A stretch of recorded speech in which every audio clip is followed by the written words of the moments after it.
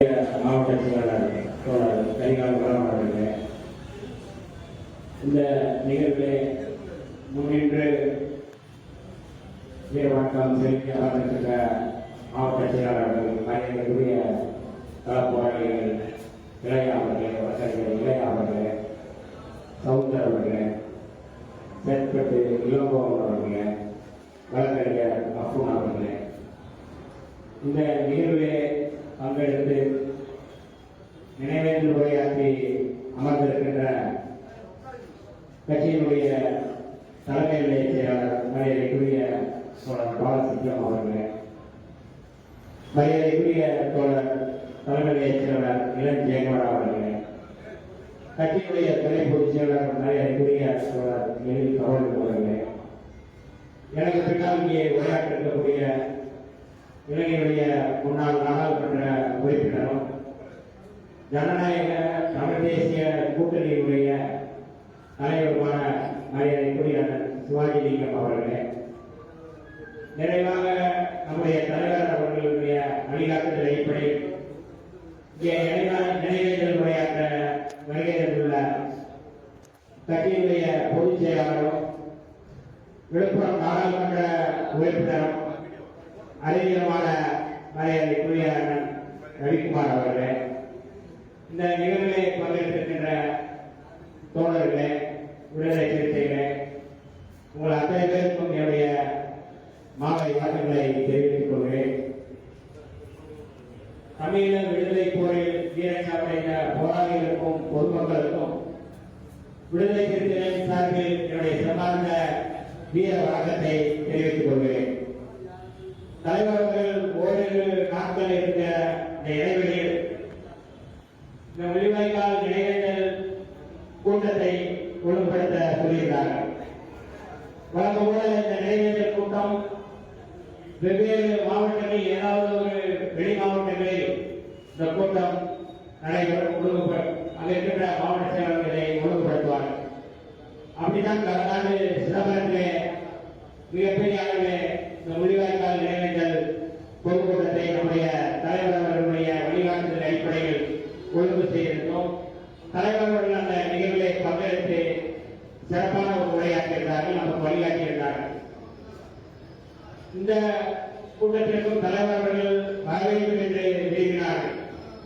எப்படியாவது இந்த கூட்டத்திற்கு வந்து தமிழக விடுதலை போரில் வீரச்சாவடைந்த போராளிகளுக்கும் பொதுமக்களுக்கும் ஒவ்வொரு ஆண்டும் வீரவணக்கம் செலுத்துவது வழக்கம். ஆகவே இந்த ஆண்டும் வீரவணக்கம் செலுத்த வேண்டும் என்று நம்முடைய தலைவர் எழுச்சி தமிழர்கள் விரும்பினார்கள். ஆனால் மருத்துவமனையில் அதற்கான அனுமதி கிடைக்காததால் நம்முடைய அறிஞர் ரவிக்குமார் அவர்களை வைத்து இந்த நிகழ்வை நடத்த வேண்டும் என்று வழிகாட்டியிருந்தார்கள்.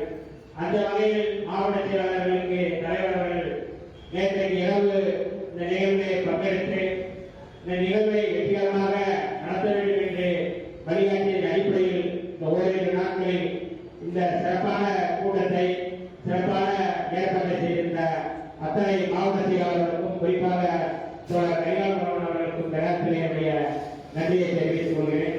தலைமையத்தின் சார்பில் நன்றி. விடுதலை போன்றவர்கள், காட்டி போன்றவர்கள், இணை போன்றவர்கள் இந்த நிகழ்விலே கலந்து கொண்டு இதை ஒழுங்குபடுத்தியிருந்தார்கள். அவர்களுக்கும் இந்த நேரத்தினுடைய நன்றியை தெரிவித்துக் கொள்கிறேன். தோழர்களே, நேற்றைக்கு முதல் நாள் தான் விடுதலை புலிகளுடைய தடையை நீடித்து இந்திய அரசு அறிக்கையை அனுப்பியிருக்கின்றது. 5 ஆண்டுகளுக்கு இந்த தடையை நீடித்திருப்பதாக ஒன்றிய அரசு இதை அறிவித்திருக்கிறது. 2018க்கு முன்பு விடுதலை புலிகளுடைய தடையை நீட்டிப்பது என்பது 2 ஆண்டுகளுக்கு ஒரு முறை தடையை நீடிப்பார்கள். ஆனால் இப்பொழுது 5 ஆண்டுகளாக அதை நீட்டித்திருக்கிறார்கள்.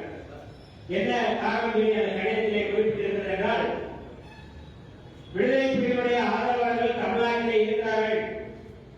அவர்கள் மீண்டும் தமிழக விடுதலை போர்க்காக விடுதலை புலிகளை ஆதரித்து தமிழக விடுதலைக்கான அந்த போரை அவர்கள் நடத்துவதற்கு ஆயத்தமாக இருக்கிறார்கள். ஆகவே விடுதலை புலிகள் மீதான தடையை நாங்கள் நீட்டிக்கிறோம் என்று அறிவித்திருக்கிறது இந்திய ஒன்றிய அரசு. கடந்த பாரதிய ஜனதா ஆட்சிக்கு வந்தால் விடுதலை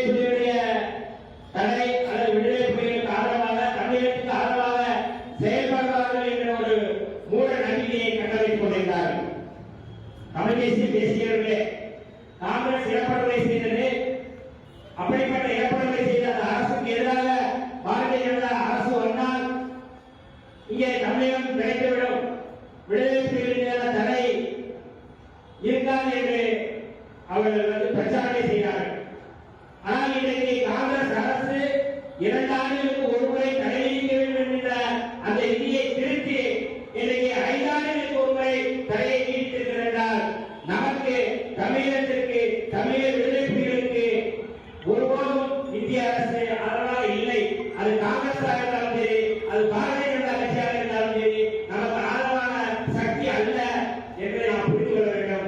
அதனால்தான் நம்முடைய தலைவர் எழுச்சி தமிழர் அவர்கள் ஒவ்வொரு கூட்டத்திலும் சொல்வார்கள், இது இந்த பிரச்சனை என்பது தமிழர்களுடைய பிரச்சனை என்பது சர்வதேச அளவில் நாம் அதை புரிந்து கொள்ள வேண்டும். சர்வதேச அளவில் புரிந்து கொள்ளாதான் இந்த பிரச்சனையை நாம் எப்படி அணுக முடியும் என்று நம்முடைய தலைவர் அவர்கள் சொன்னார்கள். ஆனால் இப்படிப்பட்ட ஒரு சர்வதேச பார்வையோடு அணுகக்கூடிய ஒரே இயக்கம் விடுதலை சிறுத்தைகள் இயக்கம் தான் நம்முடைய தலைவர் எழுச்சி தமிழர் அவர்கள் தான். அவருக்கு மட்டும்தான் இந்த சர்வதேச பார்வை இருக்கிறது. ஆகவேதான் நாம் மீண்டும் மீண்டும் விடுதலை சிறுத்தைகள் மீது எத்தனை துரோகப்பட்டவர்கள் கட்டினாலும், எழுச்சி தமிழர் அவர்கள் மீது எத்தனை அவதூறுகள் பரப்பினாலும், தமிழக விடுதலை களத்திலிருந்து ஒரு அணுவும் நாங்கள் பின்வாங்க மாட்டோம். விடுதலை புலிகளை ஆதரிப்போம், தமிழகத்தை ஆதரிப்போம், ஆதரிப்போம் என்று தொடர்ச்சியாக முழங்குகின்ற இயக்கம் விடுதலை சிறுத்தைகள் இயக்கம். ஏதோ தேர்தலுக்காக தலைவர்களுடைய பணத்தை காட்டி வாக்கு சேகரிக்கின்ற இயக்கம் அல்ல விடுதலை சிறுத்தைகள் இயக்கம். விடுதலை சிறுத்தைகள் இயக்கம் எப்படி விடுதலை புலிகளை ஆதரிக்கின்றோம், தமிழகத்துடைய விடுதலை எதற்காக ஆதரிக்கின்றோம், இதை நாம் புரிந்து கொள்ள வேண்டும். அதைத்தான் நம்முடைய தலைவர்கள் ஒவ்வொரு மாவீரர்கள் உரையிலும், ஒவ்வொரு முள்ளிவாய்க்கால் நினைவேந்தல் உரையிலும் தலைவர்கள் நமக்கு வகுப்படுத்திருக்கிறார்கள். அவரை தவிர இதை புரிந்து கொண்டு பேசக்கூடிய யாரும் தலைவர்கள் இங்கே இல்லை. நம்முடைய மரியாதைக்குரிய சிவாஜி அவர்கள் இங்கே வந்திருக்கிறார்கள். ஒவ்வொரு ஆண்டும் நாம் நடத்துகின்ற நிகழ்வை அவர் பார்த்திருக்கிறார்கள், அதில் பங்கெடுத்திருக்கிறார்கள். கடந்த ஆண்டு 2022 நம்முடைய அண்ணன் சிவாஜி அவர்கள் திருப்பூரில் நடந்த நிகழ்வில் அவர் பங்கெடுத்து உரையாற்றியிருக்கிறார்கள். அதே போல அண்ணன் ஐயா காசியாமன் அவர்கள் அந்த நிகழ்வை பங்கெடுத்திருக்கிறார்கள். நம்முடைய தலைவர்களுடைய உரையிலே முழுமையாக சொல்லவிருப்பது இந்திய ஒன்றிய அரசுடைய ஆதரவோடு நம்முடைய தமிழகத்துடைய விடுதலையை அல்லது தமிழக மக்களுடைய அங்க இருக்கின்ற உரிமைகளை பெற்றெடுக்க வேண்டும். இந்திய ஒன்றிய அரசுக்கு எதிராக அவர்களை பகைத்துக் கொண்டு இதை செய்ய முடியாது என்று மேலும் பிரபாகரன் அவர்களுக்கும் தெரியும். ஆகவேதான் ஒருபோதும் இந்திய ஒன்றிய அரசை மேலும் பிரபாகரன் அவர்களோ விடுதலை புலிகளோ ஒருபோதும் பகைத்துக் கொண்டதில்லை, ஒரு நட்பு சக்தியாக பார்த்தார்கள். ஆக இப்படிப்பட்ட ஒரு சூழலில் இன்றைக்கு 2009 மே 14 போர் குறிப்பிடுகிறது. மிக தீவிரமாக கடுமையாக போர் நடந்தது. அந்த போரிலே விடுதலை புலிகள் பின்னடைவை சந்தித்தார்கள். பலர் வீரச்சமடைந்தார்கள், தளபதிகள் வீரச்சமடைந்தார்கள். அந்த நடேசன் போன்றவர்கள், புலித்தேவன் போன்றவர்கள் வெள்ளை கொடி ஏந்தி சமாதானத்துக்கு போனபோது அவரை கொன்றளித்தார்கள். இப்படி பல தளபதிகள் கொன்றளிக்கப்பட்டார்கள். ஆனால் ஒரு நம்பிக்கை இருந்தது, தமிழகம் வெல்ல வேண்டும் என்கிற நம்பிக்கையோடு மக்கள் இருந்தார்கள். அந்த நம்பிக்கையின் அடிப்படையில் தான் அந்த போர் நடைபெற்றது. ஈழத்தந்தை செல்வாதாரத்தில் நடைபெற்ற கால் நூற்றாண்டு அறவழி போராட்டமாக இருக்கட்டும், நேரடி பிரபாகரனுடைய தலைமையில் நடைபெற்ற அறவழி ஆயுதவழி போராட்டமாக இருக்கட்டும், 2 போராட்டமே தமிழர்கள் என்கின்ற அந்த ஒற்றை அடையாளத்துக்காக அதை இலக்காக வைத்துதான் அங்கே போராட்டம் நடைபெற்றது. சிங்கள பௌத்த பேரவாதத்துக்கு எதிராக, அந்த ஆதிக்கத்துக்கு எதிராக தேசியத்துடைய அடையாளத்தை, தமிழ் தேசியத்துடைய உரிமைகளை பாதுகாக்க வேண்டும் என்று ஆயுதம் ஏந்தி போராடிய மகாத்மா தலைவர் பிரபாகரன் அவர்கள். ஒரு நாட்டுக்குள் 2 தேசிய இனங்கள் ஒற்றுமையாக வாழ முடியாது என்று பிரபாகரன் அவர்கள் ஒவ்வொரு மாநிலங்கள் முறையில் உரையாற்றினார்கள். அந்த உரையை சிங்கள பௌத்த பேரவாதத்துடைய அந்த ஒடுக்குமுறை, அடக்குமுறை எப்படி இருந்தது என்பதை விளக்கி பேசினார்கள். ஆனால் நாங்கள் தனித்த ஒரு தமிழ் தேசியமாக நாட்டிலே வாழ வேண்டும் என்று தலைவர் அவர்கள் விரும்பினார்கள். ஆனால் அதை சர்வதேச அளவிலே அமெரிக்கா உள்ளிட்ட அத்தனை நாடுகளும் ஒன்றிணைந்து அந்த கனவை தகர்த்து விட்டார்கள். ஆனாலும் அந்த கருத்தியல் இன்னும் இருக்கின்றது. 2009 முடிவாய்க்கால் அந்த முட்டம், அந்த இனப்படுகொலை முடிந்த பிறகு மாவீரர் நாள் உரையில் நம்முடைய தலைவர் எழுச்சி தமிழர் அவர்கள் மயிலாப்பூரில் நடைபெற்ற மாங்குளையில் நடைபெற்ற அந்த வீரவணக்க பொதுக்கூட்டத்திலே தலைவர் அவர்கள் உரையாற்றும் போது ஒரு செய்தியை சொன்னார்கள். கடைசி விடுதலை சிறுத்தைகள் இருக்கும் வரை, கடைசி விடுதலை சிறுத்தை இருக்கும் வரை தமிழகத்துடைய விடுதலை போரை நாங்கள்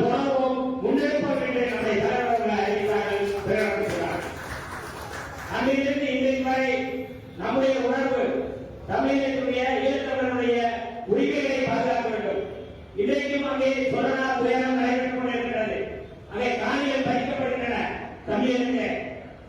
அங்கே எப்படி இங்கே வட இந்தியாவில் எப்படி குடியேற்றம் செய்யப்படுகிறார்களோ தமிழ்நாட்டிலே, அதே போல இலங்கையிலும் அங்கே சிங்கள குடியேற்றம் நடைபெற்றுக் கொண்டிருக்கிறது. இன்றைக்கு நடைபெற்றுக் கொண்டிருக்கிறது. வீடுகள் கண்காணிக்கப்படுகின்றன. இங்கிருந்து ராஜீவ் கவர்மெண்டிலே தண்டனை பெற்று விடுதலையான இன்றைக்கு முருகன் போன்றவர்கள், ராபர்ட் பயர் போன்றவர்கள், ஜெயக்குமார் போன்றவர்கள் இன்றைக்கு இலங்கையை யாழ்ப்பாணத்தில் இருந்தால் கூட அவர்கள் மீது அங்கே கண்காணிக்கப்படுகிறது. பல ஈழத்தமிழர்கள் தமிழர்களுடைய வீடுகள் கண்காணிக்கப்படுகிறது. இன்றைக்கும் ராணுவத்துடைய முன்வைத்துதான் தமிழர்களுடைய சொந்தங்கள் இருக்கிறார்கள். அதாவது உழைப்பதற்கோ பிழைப்பதற்கோ வழியில்லாத ஒரு சூழல் இருக்கின்றது. ஆக இப்படிப்பட்ட ஒரு சூழலில் இந்திய ஒன்றிய அரசு என்ன செய்ய வேண்டும், நாம் என்ன செய்ய வேண்டும் என்ற மிக முக்கியமான செய்தி இருக்கிறது. நாம் மீண்டும் தமிழர் என்ற கோரிக்கையை போரின் மூலமாக, ஆயுத போராட்டத்தின் மூலமாக முன்னெடுக்க முடியுமா என்பது வேறு. ஆனால் இப்பொழுது வாழ்கின்ற ஈழத்தவர்கள், அங்கு இருக்கின்ற நம்முடைய உறவுகள் அடிப்படை உரிமைகளை பெற்று சுதந்திரமாக வாழ வேண்டும், சுயநிர்ணயத்தோடு வாழ வேண்டும் என்ற கோரிக்கையை முன்வைத்துக் கொண்டிருக்கிறார்கள். அதைத்தான் நாம் முன்னெடுக்க வேண்டிய தேவை இருக்கிறது. ஆயுத போராட்டம் மௌனிக்கப்பட்ட பிறகும் இன்றைக்கு அந்த உணர்வு, ஈழ விடுதலை என்கிற அந்த உணர்வு அப்படியே இருக்கிறது. ஒவ்வொரு ஈழத்தமிழருடைய உணர்வு என்பது எங்களுக்கு தனியாக தான் வேண்டும் என்ற கோரிக்கை. அதுதான் விடுதலை சிறுத்தைகளுடைய கோரிக்கையும் தமிழக மக்களுக்கான தனியாக வேண்டும் வேண்டும் என்று எந்த மாற்று கருத்துமில்லை. ஆனால் அதற்கு இடைக்கால செயல் திட்டமாக இந்திய ஒன்றிய அரசு இன்றைக்கு அந்த ஆளுநர் அணிவிக்க பேசுகிறவர்களாக இருக்கட்டும், அல்லது குணநிலை போன்றவர்களாக இருக்கட்டும், அவர்கள் அந்த ஈழ மக்களை இரண்டாம் தர மூன்றாம் தர குடிமக்களாக தொடர்ச்சியாக பாதித்துக் கொண்டிருக்கிறார்கள். அவர்கள் அழைத்துக் கொண்டிருக்கிறார்கள். இதற்கு நாம் எல்லோரும் ஒன்றிணைந்து அங்கே இருக்கின்ற ஒவ்வொரு தமிழர்களும், ஒவ்வொரு இளைஞர்களும், பெண்களும் அவர்கள் பாதுகாப்பாக இருக்கின்ற அந்த வேலையை உறுதிப்படுத்த வேண்டிய தேவை இருக்கிறது. அப்பொழுதுதான் அடுத்த கட்ட போராட்டத்திற்கு நாம் இட்டு செல்ல முடியும். ஆகவேதான் நம்முடைய தலைவர்கள் ஒவ்வொரு நிகழ்விலும், அது முடிவாய்க்கால நிகழ்வாக இருக்கட்டும், மாதிரியான நிகழ்வாக இருக்கட்டும், அங்கு இருக்கிற அடிப்படை உரிமைகளை, அங்கே இருக்கிற மக்களை பாதுகாக்கின்ற வகையை நாம் செயல்படுத்த வேண்டும், செயல்திட்டத்தை முன்னெடுக்க வேண்டும் என்று தொடர்ச்சியாக வலியுறுத்துகிறோம். விடுதலை சிறுத்தைகள் இந்த தேசிய விடுதலை போராட்டம் என்பது அவர்களுக்கான மட்டுமல்ல, நமக்கானது. கடந்த முடிவாய்க்கால நிகழ்ந்த பொதுக்கூட்டத்திலே சிரமங்கள் நடைபெற்ற பொதுக்கூட்டத்திலே நம்முடைய தலைவர்கள் வலியுறுத்திய மிக முக்கியமான கருத்து, தேசிய இனங்களுக்கிடையே ஐக்கியத்தை உருவாக்க வேண்டும். தமிழ் தேசியத்திற்கு எதிரி தெலுங்கு தேசியம் அல்ல, தமிழ் தேசியத்திற்கு எதிரி கன்னட தேசியம் அல்ல, தமிழ் தேசியத்திற்கு எதிரி மலையாள தேசியம் அல்ல, தமிழ் தேசியத்திற்கு பகை என்பது இந்திய தேசியம் தான். இந்திய தேசியத்தை எவர் ஒருவன் எதிர்க்கிறானோ, பகைக்கிறானோ அவரை உண்மையான தமிழ் தேசியவாதி.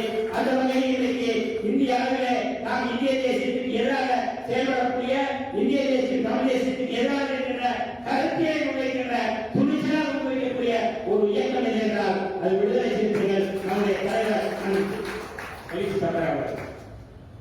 இதற்கு ஏன் நாம் பாரதிய ஜனதா ஆர்எஸ்எஸ் சட்டப்பரிவார அமைப்புகளை எதிர்க்கின்றோம்?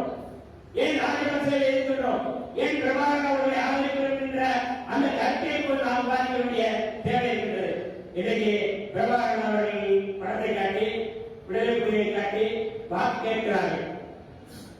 தேர்தல் பாதையில் பயணிக்காத ஒரு தலைவர் பிரபாகரன் அவர்கள். ஒட்டுமொத்த தமிழகத்துடைய அடையாளம். ஆனால் அவரை காட்டி இன்றைக்கு வாக்கு சேகரிக்கிறார்கள். அதை வைத்து பிழைப்பாக செய்கிறார்கள். தமிழ்நாட்டிலே ஒரு விடுதலை போராட்டத்துடைய போராளி தலைவரை இன்றைக்கு கருத்துவாக ஓட்டு போடுவது கேட்கின்ற அந்த பிழைப்புவாதத்துக்கு எதிராக ஒரு விடுதலை கருத்தியலை முன்வைக்க வேண்டும் என்ற அந்த ஒற்றை புள்ளியிலிருந்து விடுதலை சிறுத்தைகள் நாம் நகர்கிறோம். அதை நாம் புரிந்து கொள்ள வேண்டும். ஏன் நாம் சிங்கள ஒடுக்குமுறையை, சிங்கள ஆதிக்கத்தை எதிர்க்கிறோம் என்றால் நமக்கு அடிப்படையிலே சாதி ஆதிக்கத்துக்கு எதிராக நாம் போராடுகிறோம். இங்க இருக்கிற சாதி ஆதிக்கத்துக்கு எதிராக, ஒடுக்குமுறைக்கு எதிராக நாம் போராடுகிறோம். அதேதான் பிரபாகரன் அவர்கள் அங்கே இருக்கிற இன ஒடுக்குமுறைக்கு எதிராக அவர் மக்களை அணிந்திருக்கிறார்கள். பிரபாகரன் அவர்கள் இன ஒடுக்குமுறைக்கு எதிராக மக்களை அணிந்திருக்கிறார்கள். அவர்கள் நம்முடைய தலைவர் திருமாவளவன் அவர்கள் சாதி ஒடுக்குமுறைக்கு எதிராக மக்களை அணிதிரட்டி தேசிய அடையாளமாக இன்றைக்கு செயல்படுகிறார்கள்.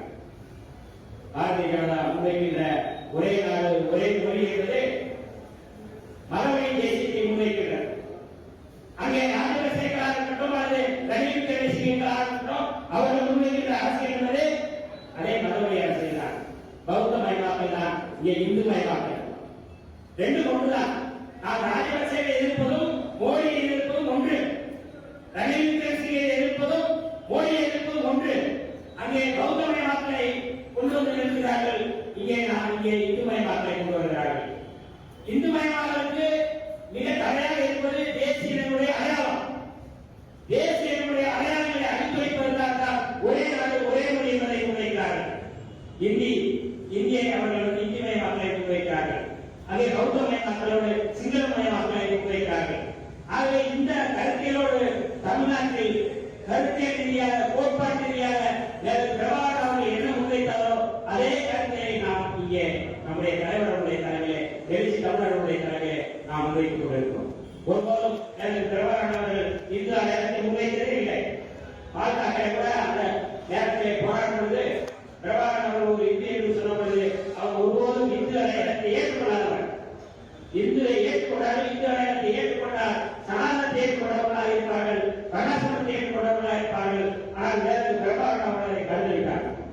இலங்கையிலே யாழ்ப்பாணத்திலே அந்த பயிரை சாதி இருக்கலாம். ஆனால் வேறு பிரபாகர் அவர்கள் விரும்பிய ஈழம் என்பது சாதி ஒழிந்த ஈழமாக இருக்க வேண்டும் என்று விரும்பினார்கள். ஆனால் இங்கே இருக்கக்கூடியவர்கள் சாதியை ஏற்றுக்கொண்டு சாதி வெறியர்களாக தமிழ் தேசியத்தை முன்வைத்துக் கொண்டிருக்கிறார்கள். நாம் சாதி ஒழிந்த தமிழ் தேசியத்தை முன்வைக்க வேண்டிய தேவை இருக்கின்றது. அந்த வகையில் இந்த கூட்டத்தின் வாயிலாக விடுவாய்க்கால் நிகழ்வுடைய இந்த நிகழ்வின் மூலமாக தமிழக விடுதலை போரில் வீரச்சார்ந்த போராளிகளுக்கும் பொதுமக்களுக்கும் வீரவணக்கம் செலுத்துகின்ற இந்த நாளில் நாம் இந்த சிங்களமயவாதலையும் இந்து மயவாதலையும் ஒன்றாக பார்த்து நாம் அதை அடிப்படைக்க வேண்டிய தேவை இருக்கின்றது, எதிர்க்க வேண்டிய தேவை இருக்கு. நம்முடைய அடையாளம் என்பது இன்றைக்கு மிக முக்கியமாக இருக்கின்றது. அது இந்த இன ஒடுக்குமுறைக்கு எதிராக சாதிய ஒடுக்குமுறைக்கு எதிராக நாம் நிற்க வேண்டும் என்பதுதான். அதைத்தான் நம்முடைய தலைவர் எழுச்சி தமிழர்கள் தலைமையிலே நாம் இன்றைக்கு செயல்பட்டுக் கொண்டிருக்கிறோம். இந்த கூட்டத்தின் வாயிலாக பல நாடுகளிலிருந்து செய்தி மேலும் பிரபாகர் அவர்கள் இல்லை, அவருக்கு அஞ்சலி செலுத்த வேண்டும் என்ற கோரிக்கை வைத்தார்கள். ஆனால் நம்முடைய தலைவர்கள் கடனாக அறிவித்திருந்தார்கள். ஆனால் புறவே நாடுகளிலேயே ஒரு கருத்துத்துணை ஏற்படுகின்ற வகையில் அதை முடிவு வருகின்ற வரையில் நாம் அதை செய்ய வேண்டும் என்று நம்முடைய தலைவர்கள் வழிகாட்டுகின்ற அடிப்படையில் அந்த கருத்துரிமை எப்பொழுது ஏற்படுகிறதோ, புறவேத தமிழர் மத்தியிலே எப்பொழுது ஏற்படுகிறதோ அந்த ஏற்பாட்டுக்கு பிறகு அந்த புரிந்துணர்வுக்கு பிறகு நாம் அதை நிகழ்த்தலாம் என்று தலைவர்கள் சொல்லியிருந்த அடிப்படையில் இந்த நிகழ்விலே நாம் இந்த அளவை நாம் வீரவணக்கம் செலுத்துகின்றோம். பொது வாக்கெடுப்பு என்பது மிக முக்கியமானது. ஐநாவுடைய மனித உரிமை அவையிலே இந்த பொது வாக்கெடுப்பை முன்னெடுக்க வேண்டும் என்று புலம்பெயர்ந்த தமிழர்கள் மத்தியிலே தொடர்ச்சியாக பேசப்பட்டு கோரிக்கை இருக்கின்றது. விடுதலை சிறுத்தைகளும் ஒரு பொது வாக்கெடுப்பை நடத்த வேண்டும் என்று நாம் கோரிக்கை வைக்கின்றோம். இந்த நாளிலே இந்திய அரசு ஒரு பொது வாக்கெடுப்பை நடத்துவதற்கு ஐநாவிலே பேச வேண்டும். அதில் வெளிவிவகாரத்துறை எப்படி செயல்படுகிறது என்பதை நாம் புரிந்து கொள்ள வேண்டிய தேவை இருக்கின்றது. அந்த வகையிலே இந்த நிகழ்ச்சி மூலமாக தமிழீழம் கிடைக்க வேண்டும். தமிழீழம் தான் அந்த மக்களுடைய தேர்வு, இன ஒடுக்குமுறைக்கு எதிரான தேர்வு. அதற்காக ஒரு பொது வாக்கெடுப்பு நடத்த வேண்டும் என்று சொல்லி இந்த போரில் ஈடுபட்ட போராளிகளுக்கும் பொதுமக்களுக்கும் விடுதலை சிறுத்தைகளின் சார்பில் என்னுடைய சமார்த்த வீரவணக்கத்தை தெரிவித்து